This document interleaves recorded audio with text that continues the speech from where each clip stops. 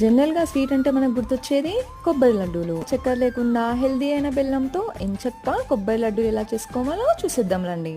కొబ్బరిని చిన్న చిన్నగా కట్ చేసుకోవాలి. యాలుకలు కొబ్బరి రెండు కలిపి మిక్సీ జార్లో వేసుకోవాలి. పౌడర్ లాగా అయ్యేలా మిక్సీ పట్టుకోవాలి. మా అత్తయ్య గారు ఊరి నుంచి తీసుకొచ్చారనమాట నల్ల బెల్లం. ఒకవేళ మీకు స్టోర్లో కానీ బయట ఎక్కడైనా దొరకకపోతే మీరు మనం రెగ్యులర్గా యూజ్ చేసే బెల్లం యూజ్ చేసుకోవచ్చు. నెయ్యి కొంచెం హీట్ అవ్వగానే మనం మిక్సీ పట్టుకున్న కొబ్బరి పౌడర్ నెయ్యిలో వేసి గోల్డెన్ కలర్ వచ్చేలా స్టవ్ సిమ్లో పెట్టి కలుపుతూనే ఉండాలి.